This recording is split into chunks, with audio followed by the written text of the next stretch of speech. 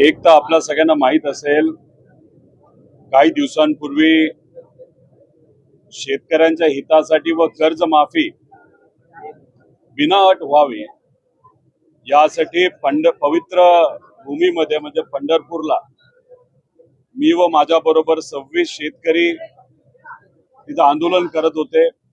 अन्न त्याग आंदोलन हे अन्नदात्यासाठी तिथं आमचं सुरू होतं. 65-70 तास झाल्यानंतर सरकारकडनं महाजन साहेब तिथं आले. टीव्ही समोर, मीडिया समोर महाजन साहेब हे स्वतः देवेंद्र फडणवीस साहेबांशी फोनवर बोलले. आणि काय ठरलं, त्या पवित्र भूमीतून आम्हाला काय शब्द दिला की अधिवेशन सुरू होण्यापूर्वी म्हणजे 22 तारखेच्या आधी आम्ही एक बैठक घेऊ.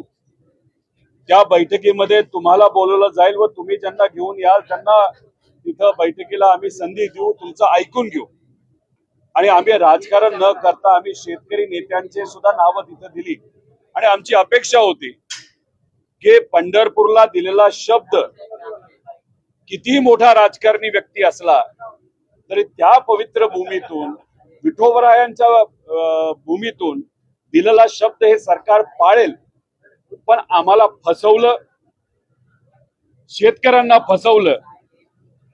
आणि पुण्यश्लोक अहिल्यादेवी होळकर यांच्या नावाने ज्यांचं कर्तृत्व खूप मोठं आहे आणि आम्ही म्हणत होतो की या योजनेचं नाव तुम्ही त्यांच्या नावाने ठेवलं त्यासाठी मी अभिनंदन करतो. पण तुम्ही एवढ्या महामानवाचं नाव देऊन सुद्धा इतका अटी टाकल्यात आणि त्या अटीमुळे जर 44 लाख शेतकऱ्यांवर अन्याय होत असेल तर कुठंतरी तुम्ही पुण्यश्लोक अहिल्यादेवी होळकरांचा नावाचा अवमान करत आहात असं आमचं तिथं भूमिका होती. बऱ्याच लोकांनी आम्हाला सांगितलं सरकारवर विश्वास ठेवा आणि आम्हाला या बाबतीत राजकारण करायचं नव्हतं. आम्ही विश्वास ठेवला पण आमचा विश्वासघात झालाय, शेतकऱ्यांचा विश्वासघात झालेला आहे. आज अधिवेशनाचा पहिला दिवस असला तरी इथं मी फक्त आलोय, सही करणार, तुमच्याशी बोललोय. उद्यापासून 30 तारखेपर्यंत मी अधिवेशनामध्ये येणार नाही. मराठवाड्यामध्ये आणि काही इतर जिल्ह्यांमध्ये जाऊन शेतकऱ्यांशी संवाद साधून 29 तारीख सोमवार आम्ही छत्रपती संभाजीनगर मध्ये खूप मोठं आंदोलन उभं करणार आहोत. त्यामुळे सरकारने आमचा विश्वास हा घात केलेला आहे.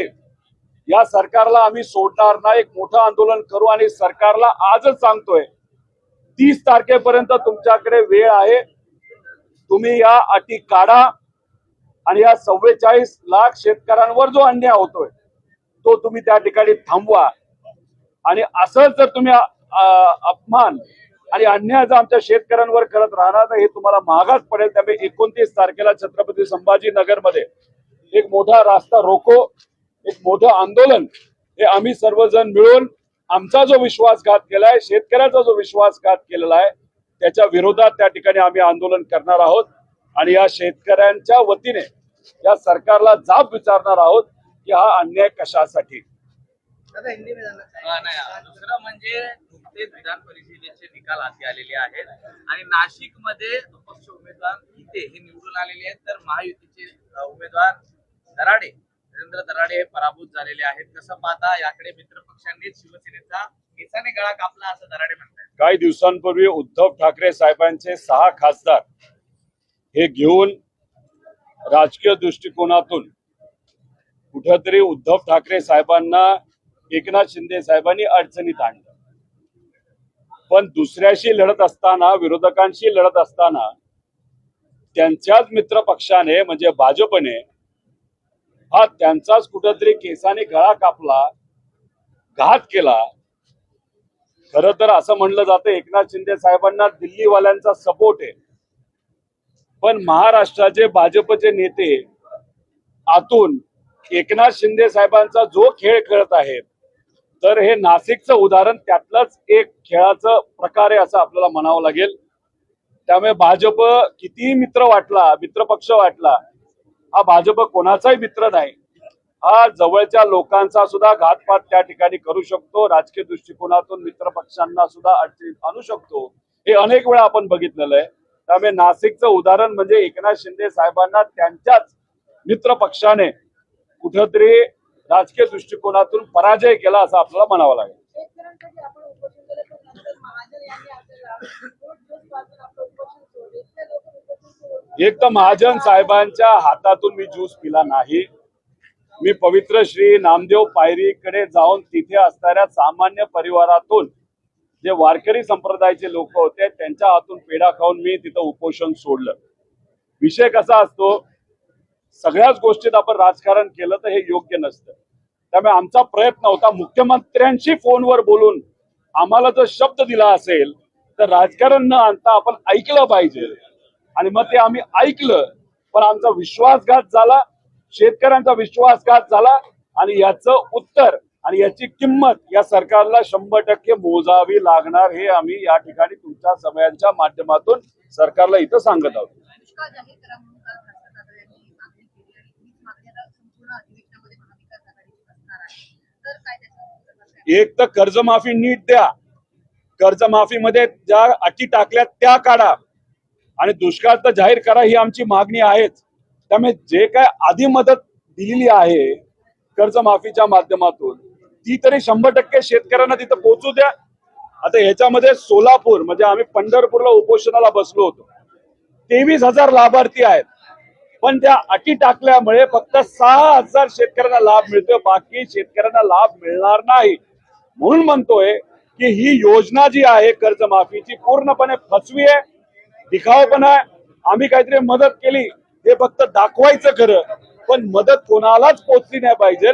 पैसे कुठेतरी सरकारचे वाचले पाहिजे आणि ते वाचलेले पैसे कुठल्या तरी कॉन्ट्रॅक्टरच्या घशात घालायचे आणि त्यातून कमिशन खायचं हे मात्र सरकारमधल्या नेत्यांचं ठरलेलं दिसतं. पीएमने काल सांगितलं की बँकिंग व्यवस्थेसाठी काही अटी शर्ती घातलेल्या आहेत, मात्र जर त्या शिथिल करता येईल तर त्या संदर्भात आम्ही काही दिवसात निर्णय घेऊ. अरे पण कधी निर्णय घेणार?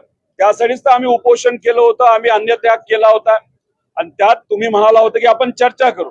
आम्ही चर्चा करायला तयार झालो, पण तुम्ही आम्हाला बोलवलं नाही. आम्ही जे म्हणतोय तुम्ही समजून घेत नाही. सुरुवातीला म्हणाले एक सुद्धा अट अशी चुकीची नाही, दुसऱ्यांदा म्हणाले 99% शेतकऱ्यांना फायदा होईल, नंतर म्हणाले 55 लाख पैकी 40 लाख शेतकऱ्यांना फायदा होईल. म्हणजे स्वतःच मुख्यमंत्री साहेब कुठेतरी दरवेळेस जेव्हा बोलायचे तेव्हा एकदा आकडा कमी करत चालले होते आणि परत काल म्हणाले की अटच नाही. आम्ही अट म्हणजे तुम्ही म्हणता अट नाही, पण याच्यामध्ये आपण जर GR बघितला त्या याच्यामध्ये अटी आहेत ना. शेतकऱ्यांना हे कळलेलं आहे आणि सोलापूर जिल्ह्याचं उदाहरण मी आत्ताच तुम्हाला दाखवून दिलेलं आहे. त्यामुळे या मुद्दामून अटी टाकल्यात, एखाद्या अधिकाऱ्याला जबाबदारी दिली, अधिकाऱ्यांनी AC मध्ये बसून शेतकऱ्यांवर अन्याय केलेला आहे. कुठेच या धोरणातून सर्व शेतकऱ्यांना फायदा होणार नाही. 44 लाख शेतकऱ्यांना 55 लाख पैकी हा अन्याय 100% त्या ठिकाणी होणार आहे आणि याची किंमत या सरकारला मोजावीच लागेल.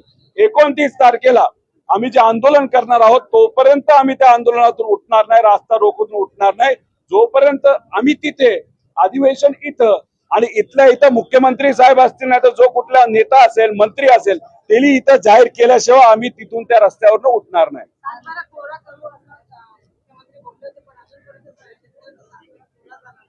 आणि सरसकट त्यांची कर्जमाफी झाली याच्यावर नाराजगी पाहिली. इलेक्शनच्या आधी भाजपचे आणि या सगळ्या नेत्यांचे दाखवायचे दात वेगळे असतात, इलेक्शन झाल्यानंतर ते दात वेगळेच निघतात. महिलांच्या बाबतीत सुद्धा लाडक्या बहीण योजनेचं आपण जर बघितलं असेल तर 1 कोटी महिलांची नावं कापली गेली. इलेक्शनच्या आधी ऍडव्हान्स मध्ये पैसा दिला, 24,000 कोटी रुपये अशा लोकांना तुम्ही दिला की आता तुम्ही म्हणताय ते इलिगली त्यांना दिले गेले होते. मग 24,000 कोटीचं झालं काय? 1 कोटी महिलांचं नाव का कमी झालं?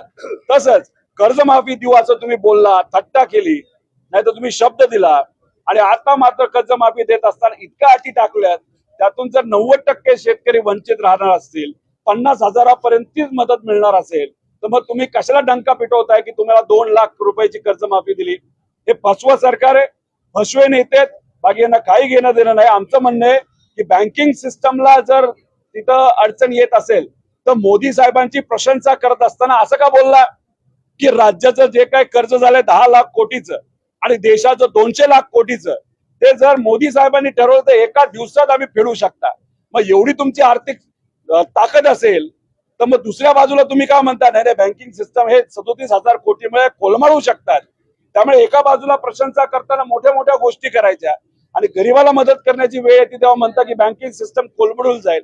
आमचं एवढंच म्हणणं आहे, शक्ती मार्ग जो 1,20,000 कोटीचा तुम्ही करताय त्यातून जे 40,000 कोटी तुम्ही भ्रष्टाचार करणार आहे ते थांबवा. सगळं नॉर्मल होतंय, पण ते नाही थांबवायचं. गुजराती कॉन्ट्रॅक्टर आणि आंध्राच्या कॉन्ट्रॅक्टरला मोठं करायचं, त्यांच्यावर पैसे ओरबाडायचे, तिजोरीवर ताण आणायचा आणि सामान्य लोकांना मदत करण्याची जेव्हा भावना नाही भूमिका तुमची जेव्हा येते तेव्हा दाटी टाकतात. हे कुठंतरी हे सरकार फसवं एवढंच आपल्याला म्हणावं लागेल. कालच मुख्यमंत्री म्हणाले की एवढी मोठी कर्जमाफी आणि कधीही झालेली नाही. 56 लाख शेतकरी जे आहेत त्यांना आमच्यात हिंमत आहे. जर मुख्यमंत्री साहेब स्वतः आले, मी जी.आर. कसा फसवाय, कशात त्यात चुका आहेत, कशा पद्धतीने शेतकऱ्यांवर अन्याय होणार आहे हे आम्ही पूर्णपणे पुराव्यात सकट तिथं सांगू शकतो. आता जेव्हा अतिवृष्टी झाली होती 35,000 कोटीचं पॅकेज जाहीर केलं होतं. मी स्वतः बोललो होतो 12,000 कोटीचा पुढे काय आकडा जाणार नाही. गेला किती आता 12,000 कोटीच्या आसपासच आकडा होता. मग 35,000 डिक्लेअर कशाला गेले? इथं सुद्धा 37,000 डिक्लेअर केलेत. हा आकडा 13,500 कोटीच्या पुढे जाणार नाही. पण 20,000 कोटी हे वाचवणार आहेत फक्त अटी टाकल्यामुळे. आणि आमचं हेच म्हणणं आहे, या अटी तुम्ही काढा, कारण का शेतकरी खरंच अडचणीत आहे. आणि येणाऱ्या काळामध्ये तुम्हीच म्हणता पाऊस नाही, तर येणारं पीक सुद्धा त्यांच्या हातात येणार नाही. त्यामुळे दुष्काळ जाहीर करणं हा तर आहेच, त्यामुळे कर्जमाफी पण द्या, दुष्काळ पण जाहीर करा आणि विद्यार्थ्यांचं कर्ज जे आहे, जे आता त्यांना फेडता येणार नाही, ते सुद्धा कुठेतरी त्याच्यामध्ये सवलत सरकारच्या माध्यमातून दिली गेली पाहिजे असं आमचं मत आहे.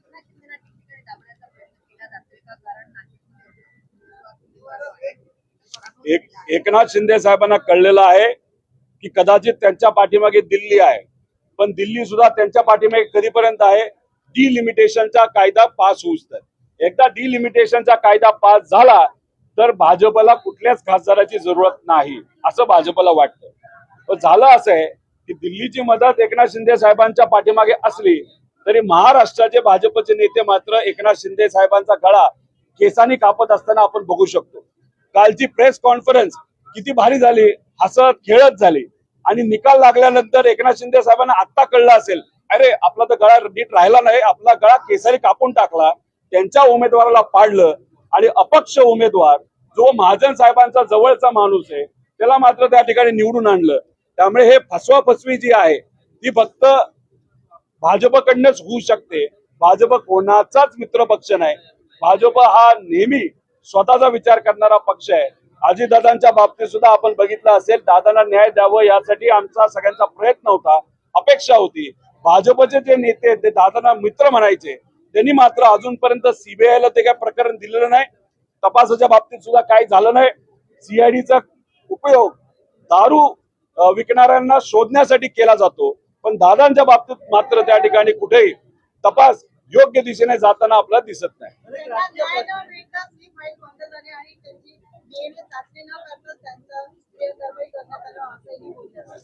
हे चाचणी वगैरे सगळं झालेलं आहे. फाईल काय बंद झालेली नाही, आम्ही काय बंद होऊन देणार नाही. आम्ही मात्र आमचा लढा तिथं कायम ठेवू.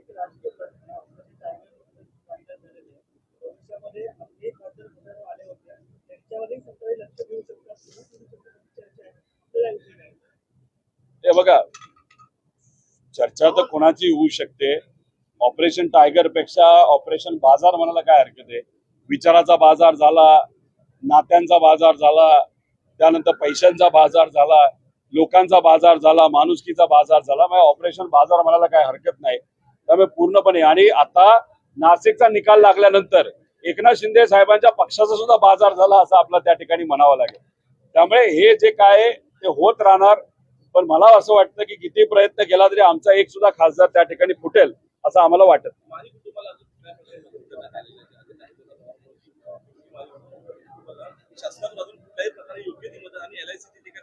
एक तर त्या VSR कंपनीने 210 कोटीचा विमा, हा विमानाचा आणि लायबिलिटी विमा तिथं काढला होता. त्यातून VSR ला विमानाची किंमत 15 कोटी रुपये आणि त्याला पैसे कदाचित 200 पेक्षा जास्त कोटी मिळू शकतात. आमचं हेच सरकारला म्हणणं आहे की माळी परिवार असेल, तो जाधव परिवार असेल आणि पायलट सुद्धा असतील, या लोकांना कुठं ना कुठेतरी त्या ठिकाणी आर्थिक लाभ त्या परिवाराला झाला पाहिजे अशी आमच्या सगळ्यांची मागणी आहे. पण झालं असं आहे, हे सरकार इतकं घमंडी आहे, हे विषय चर्चेत आणायलाच नको म्हणतात. हवेत मात्र त्या ठिकाणी गोळ्या झाडतात की हे आमचे मित्र होते, हे आमचं तसं. त्यामुळे दादांच्या बाबतीत तेच झालं. शेतकरी कर्जमाफीच्या बाबतीत तेच झालं, लाडक्या बहिणींच्या बाबतीत तेच झालं. त्यामुळे कुठं ना कुठंतरी हे सरकार फक्त ना फक्त दिखावा करते, बाकी काही करत नाही असं आमचं प्रामाणिक मत आहे.